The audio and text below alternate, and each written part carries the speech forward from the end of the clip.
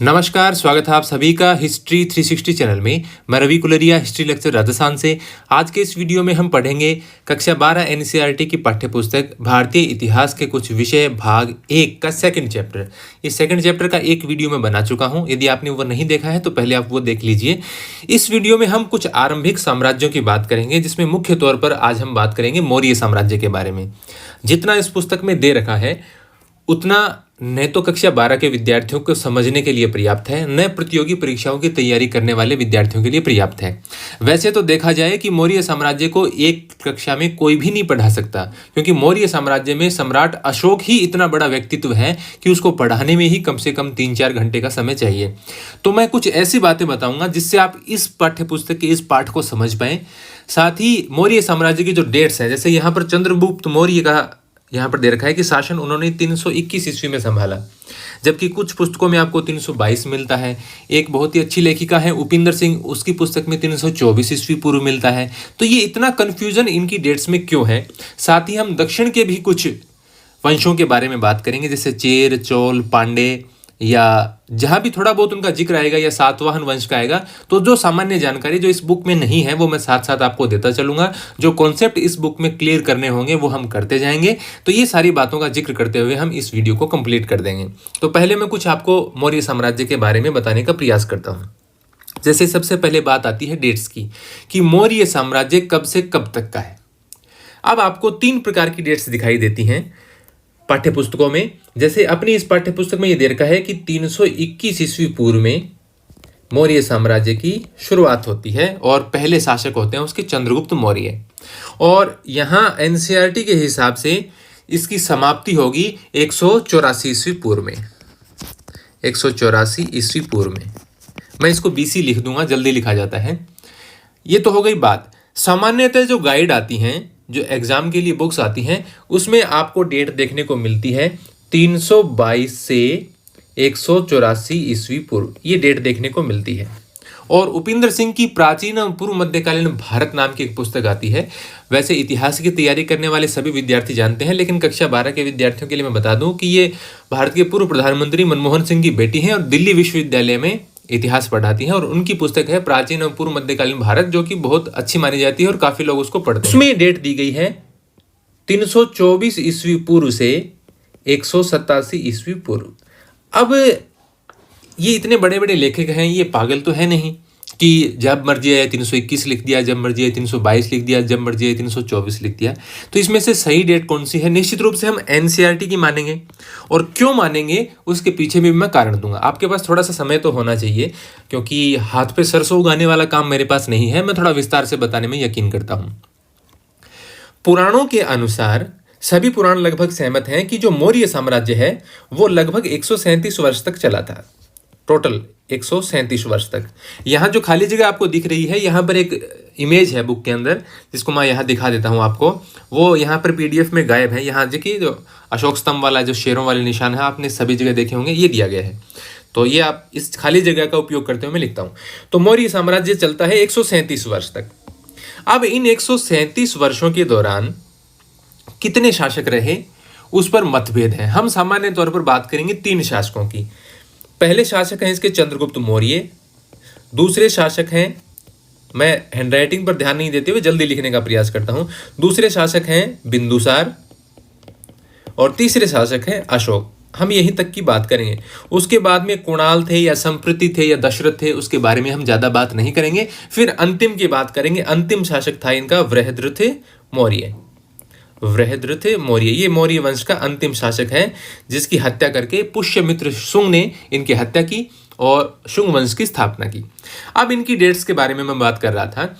तो 137 वर्ष का शासन है। अब उस समय आप ये जो संवत पढ़ते हैं, अब जो ये कैलेंडर चल रहा है ये तो अलग ही है, बाद में आया है। उससे पहले भी यदि आप भारत में कैलेंडर्स की बात करें तो इस्लामिक कैलेंडर बाद में है। काफ़ी इस्लाम का उदय ही काफ़ी बाद में होता है। या उससे पहले के आप कैलेंडर्स की बात करें, शक संवत की, विक्रम संवत की, तो वो भी मौर्य काल जितने पुराने नहीं हैं।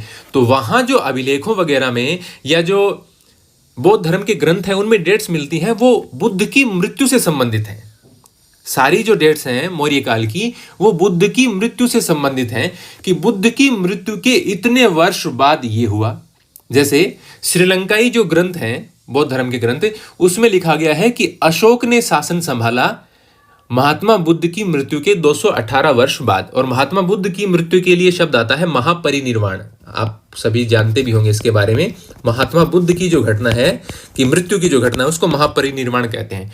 तो कहते हैं कि महापरिनिर्वाण के 218 साल बाद अशोक शासन बनते हैं। तो ये डेट्स ऐसे निकाली जाती हैं। एक डेट निकालने का इसका एक और तरीका है कि चीन के अंदर जो कैंटन एक प्रांत था, उसका आजकल शायद ग्वांगजू नाम है, तो वहां पर महात्मा बुद्ध की मृत्यु के बाद में डॉट लगानी शुरू की। हर साल की एक डॉट लगाते हैं, ऐसे बिंदी, और वो आगे काफी वर्षों तक वो बिंदियां वो लगाते गए। एक हर साल के बाद में एक डॉट, हर साल के बाद में एक डॉट, ऐसे लगाते लगाते उन्होंने 489 ईस्वी तक, ईस्वी पूर्व नहीं ईस्वी तक, महात्मा बुद्ध की मृत्यु होती है 486 BC मान लीजिए आप, उसके बारे में भी मैं बात करूंगा। 483 मानते हैं हम, तो 489 AD तक वो यहाँ पर डॉट लगाते जाते हैं। और इस हिसाब से 975 डॉट है उसमें। टोटल डॉट कितनी है? 975। तो उससे आप महात्मा बुद्ध के परिनिर्वाण की डेट निकालेंगे तो वो आएगी 486 ईस्वी पूर्व। महात्मा बुद्ध की मृत्यु की डेट क्या आती है? 486 ईस्वी पूर्व। जबकि हम सामान्यतः महात्मा बुद्ध की मृत्यु मानते हैं 483 ईस्वी पूर्व। महात्मा बुद्ध की डेट की मृत्यु की 3 डेट चलती हैं, उसमें से एक 544 ईस्वी पूर्व बिल्कुल खारिज कर दी जाती है। 2 हैं 486 और 483। इसमें से NCERT जो मानती है और सामान्यतः इतिहास की पुस्तकों में माना जाता है वो 483 ईस्वी पूर्व है। कुछ इतिहासकार हैं वो 486 भी मानते हैं। ये जो डॉटेड रिकॉर्ड है चीन का, उसके अनुसार महात्मा बुद्ध की मृत्यु 486 ईस्वी पूर्व निकल कर आती है। तो इसके कारण ये कंफ्यूजन है। तो ये जो उपिंदर सिंह है वो मानती है महात्मा बुद्ध की महापरिनिर्वाण 486 ईस्वी पूर्व में। तो निश्चित रूप से उनका जो समय है वो 3 साल पहले हो जाएगा, और 321 ईस्वी पूर्व से 3 साल पहले ले जाएंगे तो 324 हो जाता है। और 324 से 187 आप डेट की गणना करेंगे, 324 से कम करते करते, तो ये हो जाते हैं 137 वर्ष। इसी प्रकार यदि महात्मा बुद्ध की मृत्यु हम मानते हैं 483 ईस्वी पूर्व में, तो डेट आएगी आपकी 321 से 184, ये आपको निकालनी पड़ेगी। और इसमें भी यदि आप घटाकर देखेंगे, ये जो डेट्स निकाल कर देखेंगे, तो आपका 137 आएगा, जो कि पुराणों के साथ मैच करता है। जो विष्णु पुराण है, वायु पुराण है, उसमें किस किस में विवरण है ये तो मुझे अभी ध्यान नहीं है। तो 137 वर्ष निकल कर आता है। दूसरी ये जो अधिकांश पुस्तकों में डेट मिलती है 322 से 184, इससे यदि आप निकालेंगे तो इनका शासन निकल कर आता है 138 साल। तो ये मुझे बिल्कुल थोड़ा सा ठीक प्रतीत नहीं हो रहा है, तो इसलिए मैं इसको कम मानता हूं। और NCERT वाला है वो सत्य के निकट प्रतीत होता है, और NCERT में दिया गया है तो हम इसी को सही मानेंगे। तो हम जो मौर्य साम्राज्य की डेट है वो मानेंगे 321 ईस्वी पूर्व से 184 ईस्वी पूर्व। ठीक है, अब मैं इसको मिटा देता हूं, कुछ जगह कर लेते हैं यहाँ पर। और अब बात करते हैं कि किसने कब तक शासन किया। थोड़ा समय तो लग रहा है, मैं भी मानता हूं, लेकिन आपको थोड़ा धैर्य बनाए रखना होगा। तो चंद्रगुप्त मौर्य का जो शासन है वो, अब उसमें भी बहुत सारी बातें आती हैं। पुराणों के अनुसार बताया गया है कि चंद्रगुप्त मौर्य ने तो शासन किया है 24 साल तक, बिंदुसार ने शासन किया है 25 साल तक, अशोक ने शासन किया है 36 साल तक, उसके बाद उसके आने वाले शासक हैं। ऐसे ही जो बौद्ध ग्रंथ है महावंश, वो मानता है कि चंद्रगुप्त ने 24 साल ही किया है।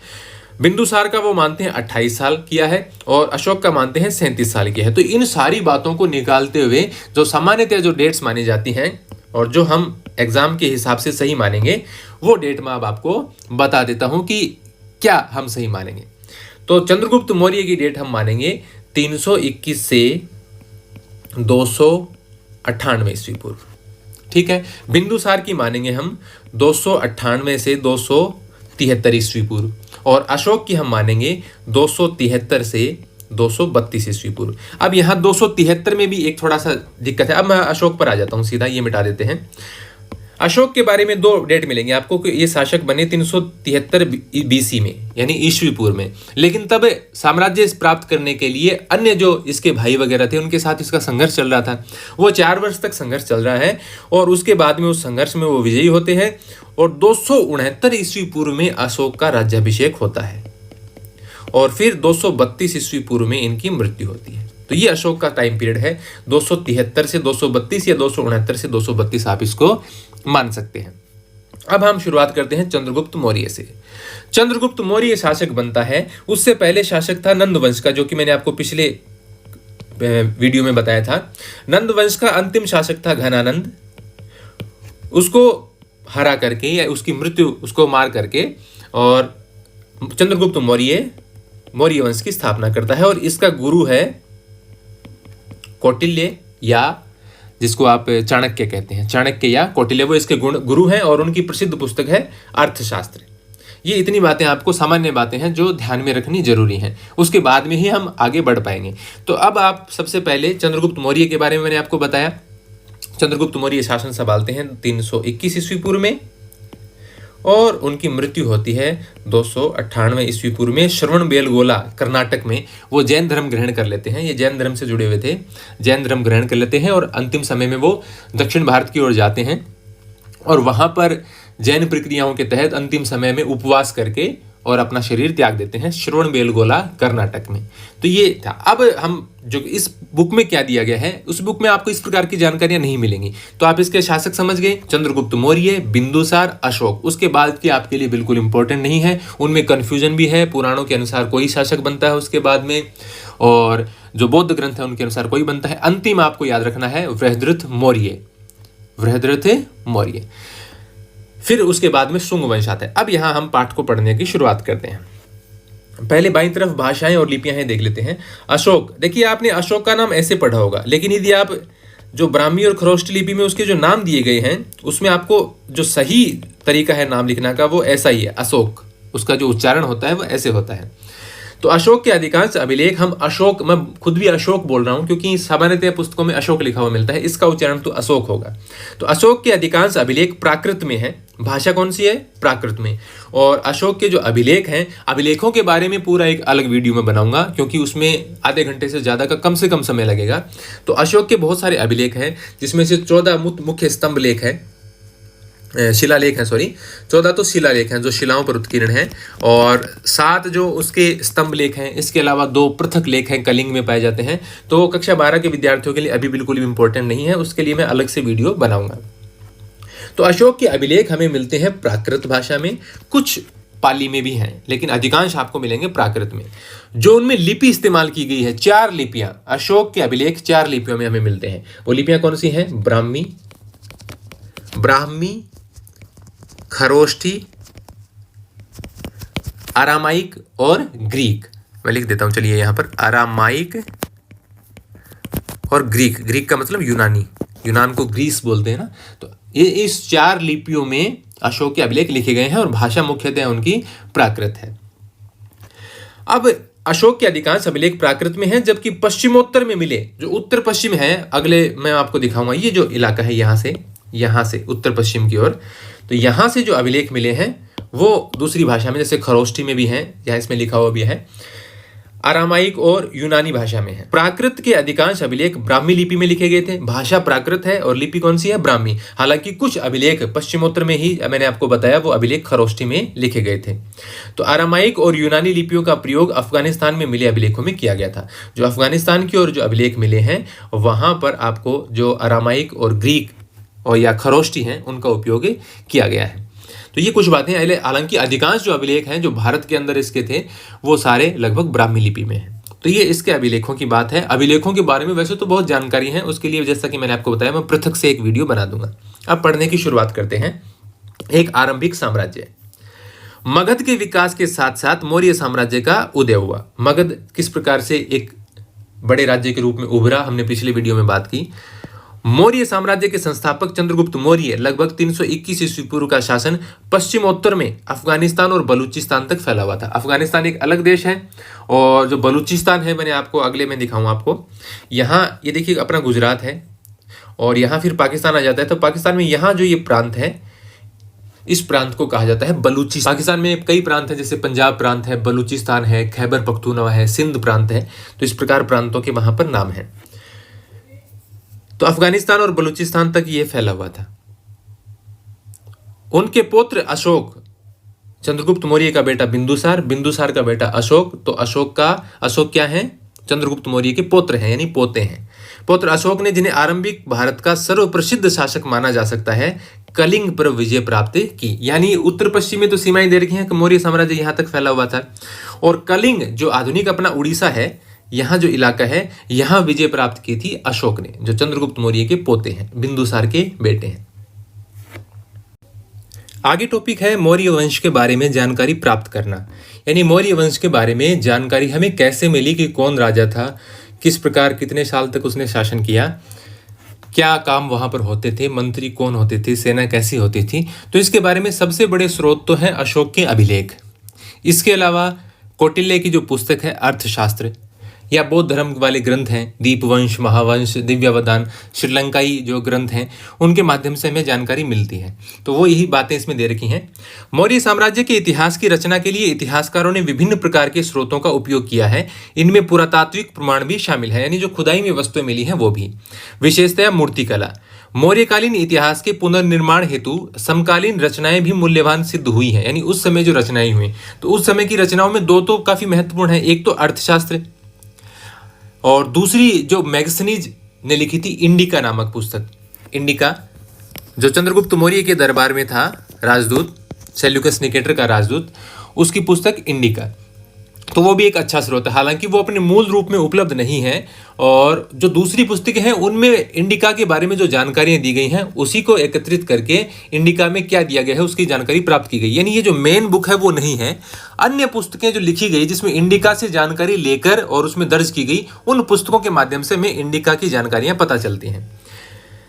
जैसे चंद्रगुप्त मौर्य के दरबार में आए यूनानी राजदूत मेगस्थनीज द्वारा लिखा गया विवरण, जिसके इंडिका बुक कहते हैं, आज इसके कुछ ही अंश उपलब्ध हैं। एक और स्रोत जिसका उपयोग प्राय किया जाता है अर्थशास्त्र। संभवतः इसके कुछ भागों की रचना कौटिल्य या चाणक्य ने की थी, जो चंद्रगुप्त के मंत्री थे। आज जो पुस्तक उपलब्ध है अर्थशास्त्र नाम की, वो मूल पुस्तक नहीं है जो कौटिल्य ने या चाणक्य ने लिखी थी। उसके बाद में एक विष्णुगुप्त नाम भी जुड़ा हुआ मिलता है, और कई बार जैसे राजस्थान बोर्ड की बुक्स में लिखा हुआ आता था कि चाणक्य का नाम ही है, वही विष्णुगुप्त है।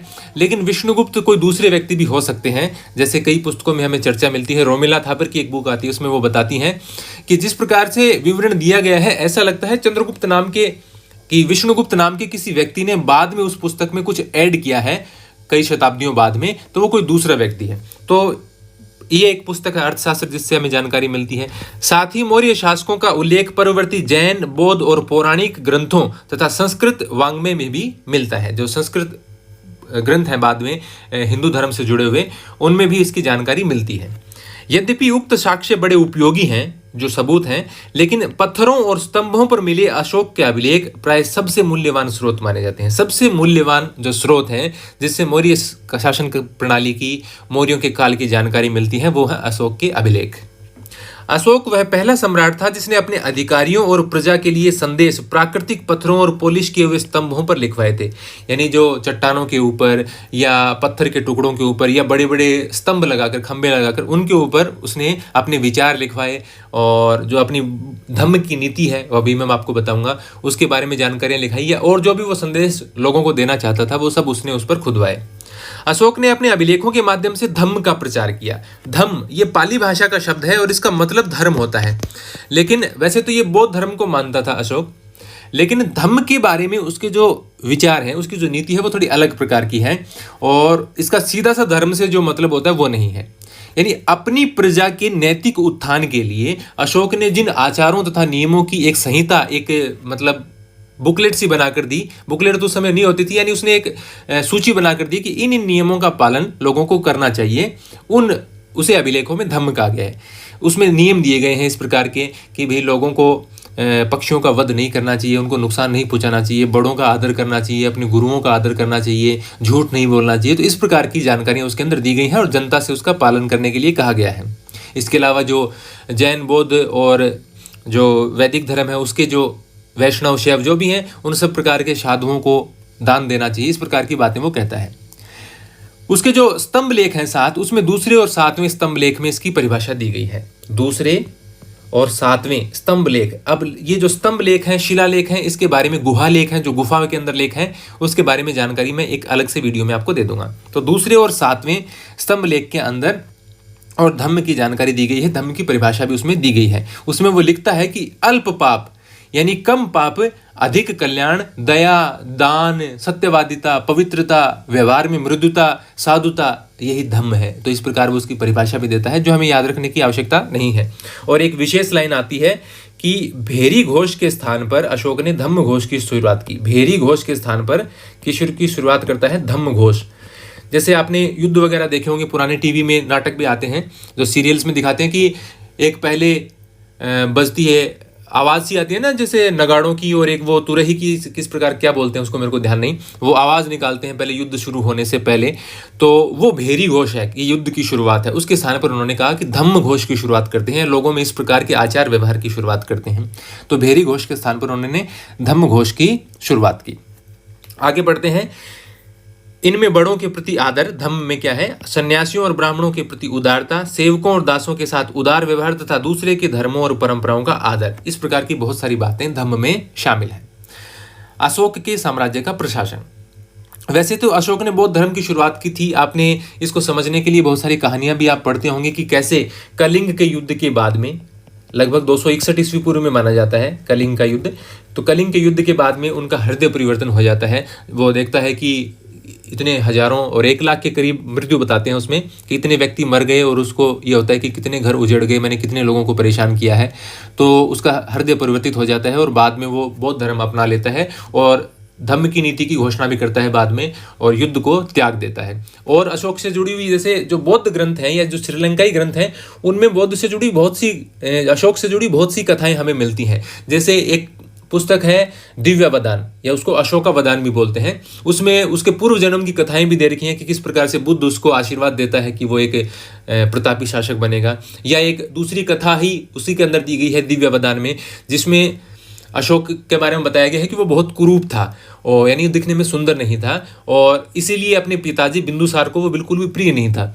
तो बिंदुसार ने क्या किया कि वो उसको पसंद करता नहीं था, दूसरे व्यक्ति को उत्तराधिकारी बना दिया।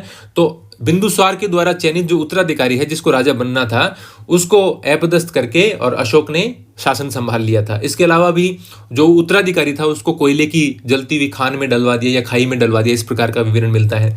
या और भी उसके इस प्रकार के व्यवहार के, यानी उसका जो हम व्यवहार पढ़ते हैं मृदुता वाला, धम्म के प्रचार वाला, उससे विपरीत व्यवहार पहले का बताते हैं, जब उसने बौद्ध धर्म नहीं अपनाया था, या जब उसने कलिंग के युद्ध से पहले का जो उसका व्यवहार है वो बहुत खतरनाक बताते हैं। कि जब उसने शासन संभाला तो उसने चंडाशोक, अपने नृशंस व्यवहार और खराब स्वभाव के कारण चंडाशोक की उपाधि प्राप्त कर ली। और फिर उसने अपने मंत्रियों की एक परीक्षा ली, तो उसमें उस परीक्षा में खरे नहीं उतरने के कारण जो विश्वसनीय व्यक्ति नहीं थे, जिस पर संदेह हुआ, उसमें से 500 मंत्रियों को उसने मरवा दिया। बहुत सारे मतलब लोगों को, मंत्रियों और उसके सहायकों को मरवा दिया। एक बार कहा जाता है कि जो अंतःपुर है, जहाँ पर राज परिवार की महिलाएं निवास करती थी, वहाँ एक औरत ने उसका अपमान कर दिया। अशोक को लगा कि इसने मेरा अपमान किया है, तो उसने आदेश दे दिया कि इस अंतःपुर की सारी महिलाओं को जला दिया जाए, सबको मरवा दिया जाए। तो कहते हैं कि उसने जिंदा जलवा दिया। हालांकि वो बुक के अंदर लिखी गई है, कहानियां भी हो सकती हैं, सत्य भी हो सकती हैं, असत्य भी हो सकती हैं। कहते हैं कि उसने लोगों को यातनाएं दिलवाने के लिए एक अलग प्रकार का भवन बनवाया, जिसको नरक बोलते थे, और उस नरक में बहुत ज़्यादा यातनाएं दी जाती थी जो भी अशोक का विरोध करते थे, या जो अशोक जिनको पसंद नहीं करता था। और इस प्रकार के जुआनजांग जो 7वीं शताब्दी में आता है, उसने इस प्रकार के नरक का बताया भी है कि अशोक का एक यातना स्थल था जहां पर लोगों को परेशानियां दी। फिर कलिंग के युद्ध के बाद में उसका बिल्कुल नया रूप देखने को मिलता है। उसने मारकाट बिल्कुल छोड़ दी, वो तो पशु पक्षियों को भी नुकसान पहुंचाने से बचता था। तो इस प्रकार की बातें आती हैं। साम्राज्य का प्रशासन। मौर्य साम्राज्य के 5 प्रमुख राजनीतिक केंद्र थे। एक तो उसकी राजधानी पाटलिपुत्र, जो आप आधुनिक बिहार की राजधानी पटना से मान सकते हैं, और 4 प्रांतीय केंद्र तक्षशिला, उज्जैनी, तोसली और सुवर्णगिरी। ये कहाँ कहाँ है पहले आप चित्र में देख लीजिए। जैसे यहाँ आपको तक्षशिला मिल जाएगा पाकिस्तान में, फिर तोसली आपको यहाँ नीचे जो कलिंग वाला इलाका है, यहाँ पर तोसली आपको दिखाई देगी। इसके अंदर नाम नहीं लिख रखा है, लेकिन यहाँ तोसली थी। ये उज्जैनी रही, उज्जैन मध्य प्रदेश में जो शहर है। और यहाँ मास्की के पास में ये जो यहाँ पर 2 नदियाँ बहती हैं, इन नदियों का एक तो इसमें से तुंगभद्रा है, और ये जो ऊपर वाली बहती है ये कृष्णा है। कृष्णा और तुंगभद्रा के बीच में यहाँ ये जो मास्की दिख रहा है ना, यहाँ कृष्णा और तुंगभद्रा के बीच में यहाँ पर कहीं सुवर्णगिरी होती थी, जहाँ पर सोने की खान वगैरह होती थी। तो ये इलाके महत्वपूर्ण थे उसके, तक्षशिला, उज्जैनी और तोसली, और यहाँ पर सुवर्णगिरी। ये 4 उसके प्रांत आप मान सकते हैं। और एक इसकी राजधानी पाटलिपुत्र जो कि बिहार में थी, यहाँ आपको दिखाई दे रही है। तो ये इसके साम्राज्य के महत्वपूर्ण अंग थे। तो मैं इसको क्लियर कर देता हूँ, वापस आते हैं। तो यहाँ से शासन संभाला जाता था मुख्य तौर पर। राजधानी पाटलिपुत्र और 4 ये केंद्र हो गए, 4 प्रांत हो गए इसके। इन सब का उल्लेख अशोक के अभिलेखों में किया गया है। यदि हम इन अभिलेखों का परीक्षण करें तो पता चलता है कि आधुनिक पाकिस्तान के पश्चिमोत्तर सीमांत प्रांत से लेकर आंध्र प्रदेश, उड़ीसा और उत्तराखंड तक हर स्थान पर एक जैसे संदेश उत्कीर्ण किए गए हैं। उसके जो साम्राज्य की सीमाएं हैं उसमें यहाँ उत्तर पश्चिमी सीमा प्रांत पाकिस्तान, अफगानिस्तान से यहाँ से लेकर के कलिंग और नीचे आपको दक्षिण भारत की तरफ ये जो कितने सारे देखो अभिलेख दे रखे हैं यहाँ, और यहाँ आपको उत्तराखंड के आसपास, यानी इतने बड़े इलाके में उसके एक जैसे संदेश खुदे हुए मिलते हैं। और वो संदेश अपने साम्राज्य की सीमाओं पर जो स्थान है वहां पर खुदवाता था, वहां पर लिखवाता था, ताकि लोगों को उसकी धम्म की नीति के बारे में या जो अन्य जो साम्राज्य की नीतियां हैं उसके बारे में जानकारी दे सके। आगे बढ़ते हैं। क्या इतने विशाल साम्राज्य की प्रशासनिक व्यवस्था समान रही होगी? क्या एक जैसी प्रशासनिक व्यवस्था चलती होगी? इतिहासकार अब इस निष्कर्ष पर पहुंचे हैं कि ऐसा संभव नहीं था। साम्राज्य में शामिल क्षेत्र बड़े विविध और भिन्न भिन्न प्रकार के थे। कहाँ अफगानिस्तान के पहाड़ी क्षेत्र और कहाँ उड़ीसा के तटवर्ती क्षेत्र, यानी अफगानिस्तान पहाड़ियों वाला इलाका है जबकि उड़ीसा है यहाँ पर समुद्र तट आता है। तो इतने अलग अलग प्रकार की भौगोलिक विविधताएं हैं, तो उसमें शासन प्रशासन एक तरीके का नहीं संभाला जा सकता, उसमें निश्चित रूप से कुछ भिन्नताएं होंगी। यह संभव है कि सबसे प्रबल प्रशासनिक नियंत्रण साम्राज्य की राजधानी तथा उसके आसपास के प्रांतीय केंद्रों पर रहा हो, यानी उसका पूर्ण रूप से जो नियंत्रण है, जो पूरी उसकी नीतियां हैं वो राजधानी के आसपास के इलाकों में लागू होती होंगी। दूसरे इलाकों में नीतियों में थोड़ा बदलाव या थोड़ी सी ढिलाई देखने को मिलती होगी। इन केंद्रों का चयन बड़े ध्यान से किया गया है। जो प्रांत बनाए गए हैं, तक्षशिला और उज्जैनी दोनों लंबी दूरी वाले महत्वपूर्ण व्यापारिक मार्गों पर स्थित थे, यानी भारतीय उपमहाद्वीप से व्यापार करने के जो मार्ग थे उनके ऊपर ये दोनों शहर स्थित थे जहां इनके ये प्रांत बनाए गए हैं। जबकि सुवर्णगिरी अर्थात सोने के पहाड़ कर्नाटक में सोने की खदान के लिए उपयोगी था। जो सुवर्णगिरी प्रांत है वहां से सोना मिलता था, इसलिए उसको एक प्रांत बनाया गया है, तो ये भी इंपॉर्टेंट है। तो महत्वपूर्ण स्थानों पर उसके प्रांत थे।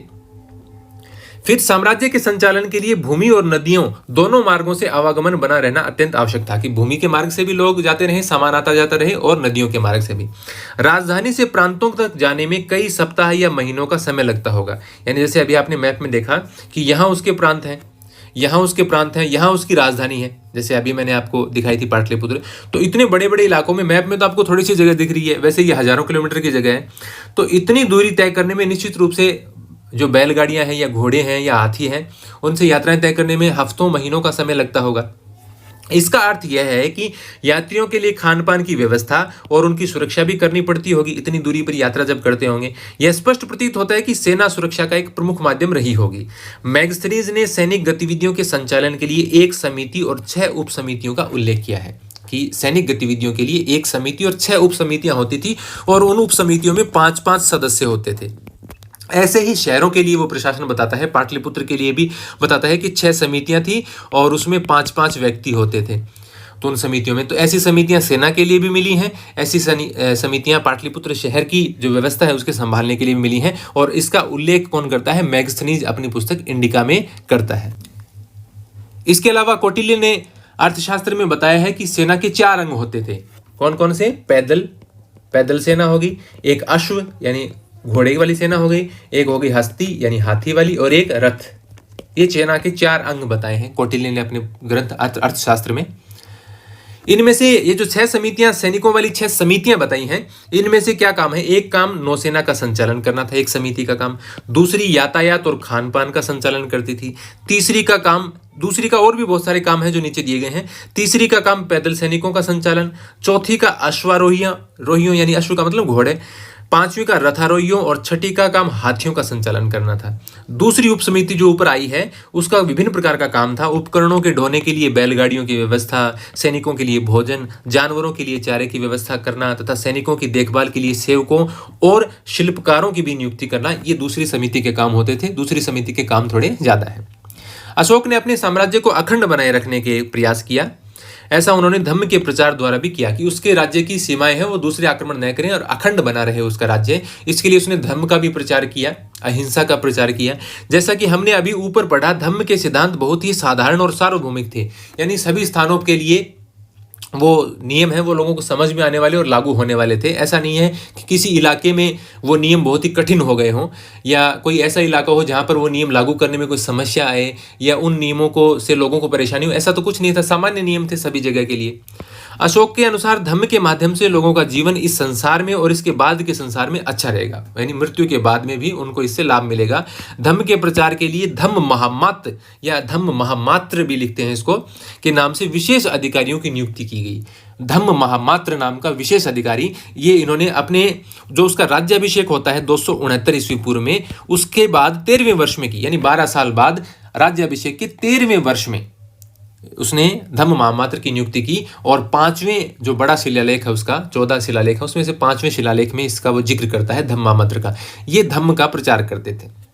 मौर्य साम्राज्य कितना महत्वपूर्ण था, यानी हम किताबों में पढ़ते हैं, बचपन से पढ़ते आ रहे हैं, जब से इतिहास या सामाजिक विज्ञान की पुस्तकों में इतिहास की चर्चा आती थी तो मौर्य साम्राज्य पर बड़ा बल दिया जाता है। क्या ये उतना महत्वपूर्ण था? क्या ये इतना ज़्यादा, जितना इसको महत्व दिया जाता है, क्या उतना महत्व देने के लायक है? इसके बारे में थोड़ी सी चर्चा है।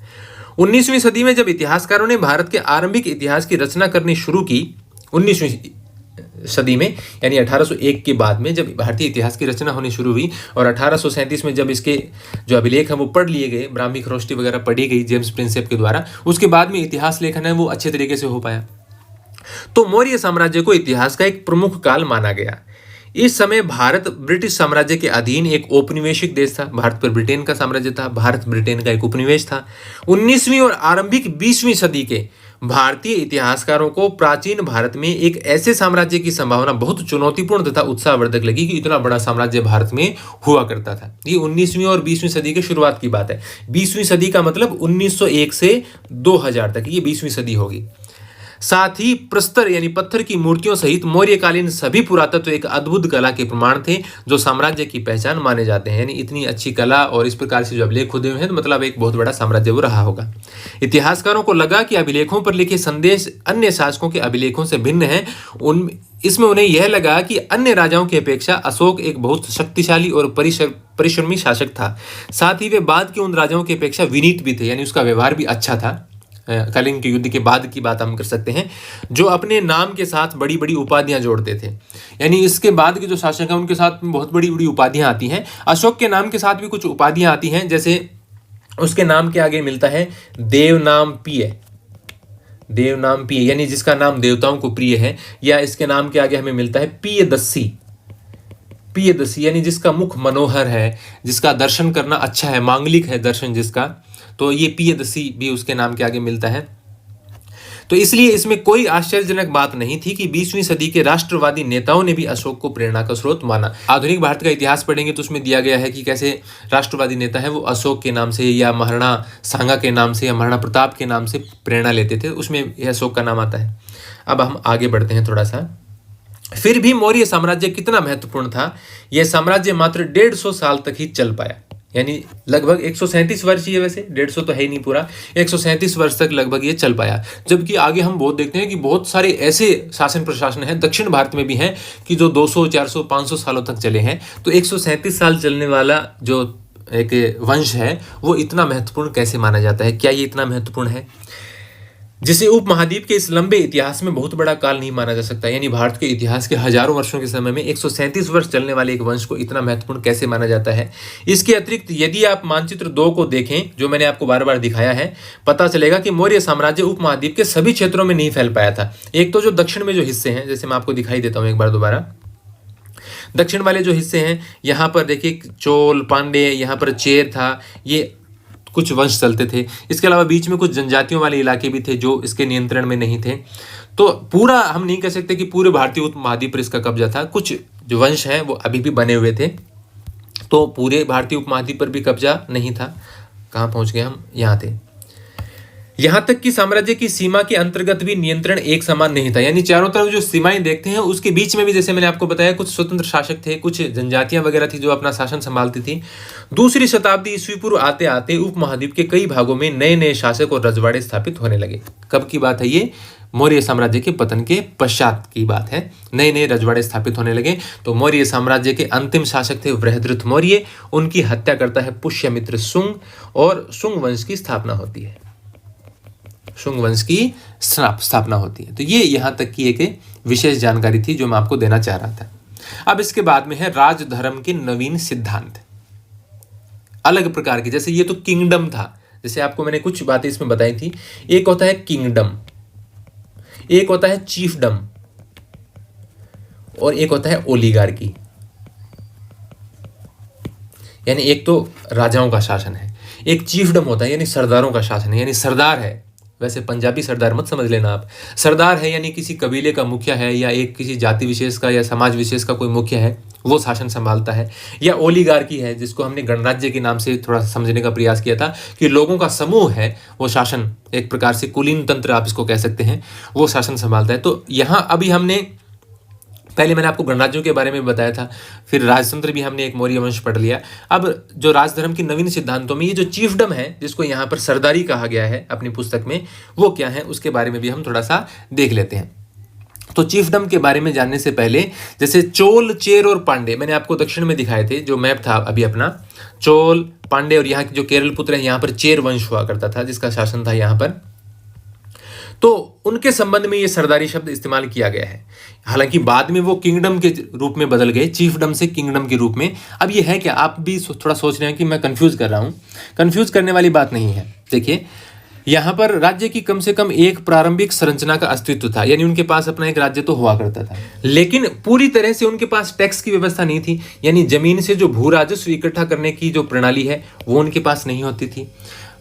पूरी तरह से उनकी कर व्यवस्था भी नहीं होती थी, हालांकि व्यापार वगैरह पर वो कुछ कर लगाते थे। एक केंद्रीकृत प्रशासनिक व्यवस्था नहीं थी कि वो पूरा नियंत्रण रख पाए पूरे इलाके पर। तो इस प्रकार के जो शासन तंत्र थे उसके लिए जनजातीय कुलीन तंत्र इनको कह देते हैं, या जो कह सकते हैं इनको संभाव्य राजतंत्रों का युग, यानी जो राजतंत्र हैं संभावित राजतंत्र हैं, यानी ये शुरुआत में राजतंत्र नहीं है। पांडे या जो चोल हैं या जो चेर वंश के राजा हैं, ये शुरुआत में तो एक जैसे मुखिया है और लोगों का उनको समर्थन प्राप्त है। बाद में धीरे धीरे आने वाले वर्षों में और इनके बेटे शासन करते हैं, उनके बेटे भाई शासन करते हैं, तो धीरे धीरे ये राजतंत्र में बदल जाते हैं। तो इसके लिए अब अपनी बुक में भी कुछ जानकारी है वो हम देख लेते हैं। दक्षिण के राजा और सरदार। उपमहाद्वीप के दक्कन का पठार, पिछले वीडियो में भी आपने देखा था, उसने दक्षिण के क्षेत्र में स्थित तमिलकम अर्थात तमिलनाडु, आंध्र प्रदेश और केरल के कुछ हिस्से, इसको तमिलकम बोला जाता था, में चोल, चेर और पांडे जैसी सरदारियों का उदय हुआ। यानी ये वंश हैं कुछ और इन वंशों का वहां पर शासन है, लेकिन वो पूरी तरह से जैसे राजा के पास शक्तियां होती हैं उतनी शक्तियां और वैसा साम्राज्य की कर व्यवस्था या भू राजस्व व्यवस्था उनके पास नहीं है। ये राज्य बहुत ही समृद्ध और स्थायी सिद्ध हुए, यानी लंबे समय तक चलने वाले भी सिद्ध हुए। सरदार और सरदारी क्या है ये? सरदार एक शक्तिशाली व्यक्ति होता है जिसका पद वंशानुगत भी हो सकता है और नहीं भी, यानी उसके बाद में उसका बेटा शासन करे, इस प्रकार का भी हो सकता है, या जो सरदार है वो दोबारा चुन लिया जाए कबीले के द्वारा या लोगों के द्वारा, ऐसा भी हो सकता है। उसके समर्थक उसके खानदान के लोग होते हैं। सरदार के कार्यों में विशेष अनुष्ठान का संचालन, युद्ध के समय नेतृत्व करना और विवादों को सुलझाने में मध्यस्थता यानी बिचौलिए की भूमिका, मीडिएटर की भूमिका निभाना शामिल है। वह अपने अधीन लोगों से भेंट लेता है, यानी उपहार लेता है, शासन चलाने के लिए भी पैसे लेता है, लेकिन जैसे राजा कर वसूली करते हैं वैसे नहीं करता, डायरेक्ट भेंट लेता है। राजा कर वसूली करता है और अपने समर्थकों में उस भेंट का वितरण करता है। सरदारी में सामान्यतः कोई स्थायी सेना या अधिकारी नहीं होती है, कोई स्थायी सेना नहीं होती है, अधिकारी वगैरह नहीं होते हैं। जैसे शासन प्रशासन एक राजतंत्र में संभाला जाता है वैसा सिस्टम नहीं होता है। हालांकि बाद में ये लगभग सभी राजवंश हैं वो राजतंत्रों में बदल गए। अब हमें इन राज्यों के बारे में विभिन्न प्रकार के स्रोतों से जानकारी मिलती है। उदाहरण के तौर पर प्राचीन तमिल संगम ग्रंथ, जो संगम साहित्य है, तमिल ग्रंथों का एक संगम काल माना जाता है, उस दौरान जो साहित्यिक रचनाएं हुई तमिल भाषा में उसको संगम साहित्य कहते हैं। तो संगम ग्रंथों में ऐसी कविताएं हैं जो सरदारों का विवरण देती हैं कि उन्होंने अपने स्रोतों का संकलन और वितरण किस प्रकार से किया था, कैसे उन्होंने पैसे वगैरह या जो अपने संसाधन इकट्ठा किए थे और कैसे लोगों में बांटा था, उसका विवरण हमें देखने को मिलता है। कई सरदार और राजा लंबी दूरी के व्यापार द्वारा राजस्व जुटाते थे। तटीय माध्यम से, जो तटीय इलाके हैं वहां से व्यापार करके उससे भी संसाधन जुटाते थे। इनमें मध्य और पश्चिम भारत के क्षेत्रों पर शासन करने वाले सातवाहन एक वंश है, इसके बारे में मैं आपको जानकारी दे देता हूं। सातवाहन, जिसको आंध्र वंश भी बोलते हैं, आंध्र प्रदेश के आसपास वाले इलाकों में आप मान सकते हैं इसको। तो इतिहासकारों में इसमें मतभेद है कि शुरुआत कब हुआ। जैसे अपनी बुक में दे रखा है लगभग दूसरी शताब्दी से ईस्वी पूर्व से दूसरी शताब्दी ईस्वी तक, यानी 200 ईस्वी पूर्व से और लगभग 200 ईस्वी तक, इनके बीच के कहीं इसका काल है, यानी ये जो 300-400 वर्षों का समय है। हालांकि कुछ इसको 271 ईस्वी पूर्व से शुरुआत मानते हैं। हालांकि आजकल सामान्यतः ये माना जाता है कि जो पहली शताब्दी ईस्वी पूर्व है, पहली शताब्दी या फर्स्ट सेंचुरी ईस्वी पूर्व है, यानी 100 ईस्वी पूर्व से 1 ईस्वी पूर्व का जो समय है, इसके बीच में कहीं इस साम्राज्य की शुरुआत होती है, बीच में या इसके अंत में। 1 ईस्वी पूर्व से 100 ईस्वी पूर्व नहीं होगा। यदि आप कंफ्यूज हो रहे हैं तो अपने दिमाग को थोड़ा स्थिर कीजिए। ईस्वी पूर्व में उल्टा चलता है। 100 ईस्वी पूर्व से 1 ईस्वी पूर्व, ये है पहली शताब्दी ईसा पूर्व, और 1 ईस्वी पूर्व के बाद में आएगा 1 ईस्वी, ये है पहली शताब्दी। अब 1 से 100, 101 से 200 ऐसे चलेगा, उससे पहले ईस्वी पूर्व उल्टा चलेगा। तो जो पहली शताब्दी ईस्वी पूर्व है, 100 ईस्वी पूर्व से 1 ईस्वी पूर्व, उसके बीच में कहीं इसका काल मानते हैं कि यहाँ से इसकी शुरुआत होती। और सातवाहनों का जो पहला शासक है उसको ज़्यादातर सिमुक नाम लिखा जाता है उसका, ये इनका पहला शासक था। जैसे वंश मैं आपको बता रहा था, मौर्य। मौर्य के बाद में जैसे मैंने आपको बताया पुष्यमित्र शुंग ने इसकी हत्या की तो शुंग वंश आ गया। शुंग वंश के बाद में आता है कण्व वंश, और कण्व वंश के अंतिम शासक सुशर्मा को मारकर और सिमुक स्थापना करता है सातवाहन वंश की। तो इस प्रकार से ये वंश यहाँ पर चल रहे हैं। इनका क्षेत्र अलग अलग हो सकता है, इलाका इनका छोटा बड़ा हो सकता है, लेकिन इसके बहुत सारे राजा भी हैं, लेकिन वंश ये इस प्रकार से मैं आपको बता रहा हूँ। तो यहाँ से अब आगे बढ़ते हैं। हम ये सातवाहनों के बारे में थोड़ी सी जानकारी है। और उपमहाद्वीप के पश्चिमोत्तर और पश्चिम में शासन करने वाले मध्य एशियाई मूल के शक शासक शामिल थे। जैसे जो विदेशी आक्रमणकारी हैं उसमें शक, हूण, कुषाण, तो शकों की बहुत सारी शाखाएं थी, उसमें से कुछ शाखाएं हैं वो भारत के पश्चिम में और उत्तर पश्चिम में शासन कर रही थी। ये आप थोड़ा सा दक्षिण के, मध्य और दक्षिण भारत की ओर मान सकते हैं सातवाहन वंश का शासन। उनके सामाजिक उद्गम के बारे में अधिक जानकारी तो नहीं है, लेकिन जैसा कि हम सातवाहन शासकों के बारे में अध्याय 3 में पढ़ेंगे कि एक बार सत्ता में आने के बाद उन्होंने ऊंचे सामाजिक अस्तित्व का दावा कई प्रकार से किया और इनका साम्राज्य कई सालों तक टिका भी रहा। इसके बाद में जो अगला चैप्टर आएगा उसमें हम पढ़ लेंगे। मैं इसी महीने में आपको कोशिश करूंगा कि ये बुक लगभग कंप्लीट करवा दूं। यहाँ थोड़ी सी और जानकारी है। सेना के लिए हाथी पकड़ना अर्थशास्त्र में दिया गया है, थोड़ा सा पढ़ लेते हैं। अर्थशास्त्र में सैनिक और प्रशासनिक संगठन के बारे में विस्तार से जानकारी मिलती है। मिसाल के तौर पर हाथी को पकड़ने के उपाय के बारे में उसमें यह लिखा गया है। हाथी वनों के संरक्षक, हाथियों को पालने वाले लोगों, हाथी के पैरों में जंजीर बांधने वाले लोगों, सीमा रक्षकों, वनवासियों और महावत जो हाथी का संचालन करने वाला होता है ना, वो के साथ मिलकर 5 से 7 हथिनियों की मदद से जंगली हाथियों द्वारा गिराए गए मलमूत्र को पहचानते हुए उन्हें पकड़ने का काम करते थे। यानी उसके मलमूत्र से पहचान करते हुए भी इस दिशा में गया होगा हाथी, तो इस प्रकार ऊपर दिए गए ये जो माध्यम है इसकी सहायता लेते हुए हाथी पकड़ने का काम करते थे। यूनानी स्रोतों के अनुसार मौर्य सम्राट के पास 6 लाख पैदल सैनिक, 30,000 घुड़सवार और 9,000 हाथी थे। कुछ इतिहासकार इस विवरण को अतिशयोक्तिपूर्ण मानते हैं। वो मानते हैं कि ये थोड़ा बढ़ाकर लिख दिया गया है, इतना तो नहीं हो सकता, हालांकि संख्या थोड़ी ज़्यादा ही थी, ऐसा आप मान सकते हैं। दावा तो मैं भी नहीं कर सकता, मैं कोई इतिहासकार नहीं हूँ, मैं तो एक सामान्य शिक्षक हूँ जो आपको पढ़ा रहा हूँ। हम जो पुस्तकों में जो जानकारी है या जो कुछ अन्य जानकारी है वो मैं आपको देने का प्रयास करता हूँ।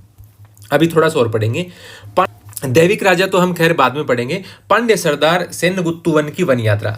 एक तो यहाँ पर पांड्य बिल्कुल भी नहीं है, ये चेर वंश के सरदार हैं या इसको राजा कह सकते हैं। तो पांड्य सरदार नहीं है, ये चेर वंश का है सेनगुत्तु वन, ये इसमें गलत है। एनसीईआरटी में भी कभी कभी गलतियां निकल आती हैं, आप खुद चेक कर सकते हैं दूसरी पुस्तकों में। ये पांड्य सरदार नहीं है, चेर वंश का है।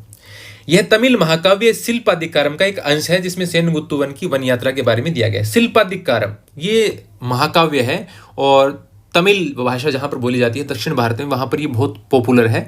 और शिल्पाधिकारम का मतलब है पायल के गीत या नूपुर के गीत। नूपुर का मतलब भी पायल ही होता है। और ये जो कहानी है उसका मैं थोड़ा सा आपको जिक्र बता देता हूँ कि कहानी किसके बारे में है। ये कोवलन और कनग्गी की कहानी है। खास तौर से इसका जो पात्र है कोवलन, और इसकी मुख्य पात्र आप कह सकते हैं इसकी जो नायिका है कनग्गी, इसकी कहानी है। ऐसा माना जाता है कि कनग्गी जो है उसकी शादी होती है केवल कोवलन के साथ में, लेकिन कोवलन एक बार नृत्य देखने जाता है और एक जो नगर वधू है, नगर वधू का कॉन्सेप्ट भी मैं कभी आपको बताऊंगा, कि एक नर्तकी के प्रेम में पागल हो जाता है और उसके साथ में चला जाता है, ऐसा आप मान सकते हैं। और वो कनग्गी को भूल जाता है, लेकिन बाद में जब वो उस नर्तिका से या उस नगर वधू से प्रेम जिसके साथ वो करता था वो उसको निकाल देती है, तो ये एकदम कंगाल हो जाता है। अपना सारा धन तो वो उस पर लुटा ही देता है। वापस कनग्गी के पास आता है, कनग्गी इसको माफ़ कर देती है और ये कहती है कि मेरे पास तो अब और तो कुछ नहीं बचा, एक पायल का जोड़ा बचा है। यानी उसके पास पायल बची थी अपनी सिर्फ। फिर वो पायल लेकर कहीं पर जाते हैं और वो अपना काम चलाने के लिए एक पायल बेचने का प्रयास करते हैं। और वहाँ उसकी शिकायत हो जाती है कि रानी की, जो वहाँ की रानी है, उसकी रानी की एक पायल चोरी हुई थी और यहाँ ये कोई पायल बेचने आया, एक पायल बेचने जा रहा था वो, तो उसको पकड़ लिया गया। राजा के सैनिकों ने उसको पकड़ लिया शिकायत पर कि इसकी पत्नी ने रानी की पायल चुराई है। तो राजा के सामने पेश किया जाता है, राजा उसको मृत्युदंड दे देता है और उसकी मृत्यु हो जाती है, यानी उसको फांसी दे दी जाती है। तो कनक फिर अपनी दूसरी पायल देकर राजा के पास पहुंचती है और वो दिखाती है कि ये मेरी दूसरी पायल है, इसको आप चेक कीजिए। मेरे पास रानी की तो एक ही पायल खोई हुई थी, ये मेरी दूसरी पायल है और इसमें आप जो मनके हैं, जो मोती वगैरह वो भी आप देख सकते हैं कि दूसरे प्रकार के हैं, ये मेरी खुद की पायल थी। तो कहते हैं कि राजा को बहुत अफसोस हुआ और राजा ने आत्महत्या कर ली, यानी राजा मर गया। उसके बाद में कनक है वो मदुरई की बात है, ये तमिलनाडु में, तो वो मदुरई को श्राप देती है और मदुरई जलकर खाक हो जाती है, पूरा शहर जलकर खाक हो जाता है, ऐसा लिखा गया उसमें। तो मदुरई जलकर खाक हो जाती है और फिर वो वहाँ से चेर राज्य में चली जाती है। तो इस प्रकार की एक कहानी दी गई है शिल्पाधिकारम, बहुत महत्वपूर्ण है ये। तो यहाँ एक कुछ और जानकारी इसकी दी गई है, एक अंश और दिया गया है सेनगुत्तु वन के बारे में। जब वह वन की यात्रा पर थे तो लोग नाचते गाते हुए पहाड़ों से उतरे, ठीक उसी तरह से जैसे पराजित लोग विजयी का आदर करते हैं। वे अपने साथ उपहार लाए, जिनमें हाथी दांत, सुगंधित लकड़ी, हिरणों के बाल से बने चंवर, जैसे आप, मैं चित्र आपको दिखा देता हूँ साथ में, एक जो राजा के पीछे ऐसे हवा झलने के लिए, मक्खियाँ उड़ाने के लिए लगे रहते थे। मधु, चंदन, गेरू, सुरमा, हल्दी, इलायची, मिर्च आदि वस्तुएं थी। वे अपने साथ नारियल, आम, जड़ी बूटी, फल, प्याज, गन्ना, फूल, सुपारी, केला, बाघों के बच्चे, शेर, हाथी, बंदर, भालू, हिरण, कस्तूरी मर्ग, जो कस्तूरी मर्ग होता है वो हिरण से अलग होता है और कस्तूरी मर्ग की तो विशेष प्रजाति होती है। इसके शरीर से हमें कस्तूरी मिलती है जो बहुत महंगी होती है, उसमें सुगंधित, उसकी सुगंध बहुत ही, ऐसा माना जाता है कि अजीब प्रकार की है और काफ़ी दूर तक उसकी स्मेल जाती है। और कई प्रकार के सेंट बनाने के लिए कस्तूरी मर्ग की जो उसकी जो कस्तूरी निकालते हैं उसके शरीर से, उससे सेंट बनाई जाती है। और वो कस्तूरी है वो लाखों में बिकती है, बहुत महंगी आती है। तो उसको जिसके, और ये नर जो मृग होता है, मादा के शरीर से नहीं मिलती, नर से मिलती है, उसके शरीर से मिलती है। और लोमड़ी, मोर, जंगली मुर्गे, बोलने वाले तोते आदि भी लाए, यानी उसके लिए लोग इस प्रकार से स्वागत में इतनी सारी चीजें लेकर आए। लोग यह उपहार क्यों लाए, सरदार इन उपहारों का क्या उपयोग करते होंगे, किस लिए उपयोग करते होंगे, तो ये सारी जानकारियां आपको अपने दिमाग में विचार करना है इसके बारे में, ताकि आप सोचने वाले प्राणी बने, जैसा कि एनसीईआरटी चाहती है। फिर उसके बाद में दैविक राजा, इसमें कुषाण वंश के शासकों के बारे में जिक्र है, या उसके बाद में गुप्त वंश के शासकों के बारे में जिक्र है, तो वो बहुत बड़ा हो जाएगा, उसके लिए मैं अलग से वीडियो बनाऊंगा। उम्मीद करता हूं कि ये वीडियो आपको अच्छा लगा होगा। मैं इसके जो बीच में जो पॉइंट्स हैं प्रतियोगी परीक्षाओं के लिए, वो अलग से वीडियो बनाने का प्रयास करूंगा। यदि आपको अच्छा लगा है तो आप लाइक और कमेंट जरूर करना और अपने फ्रेंड्स के साथ भी शेयर करना। धन्यवाद।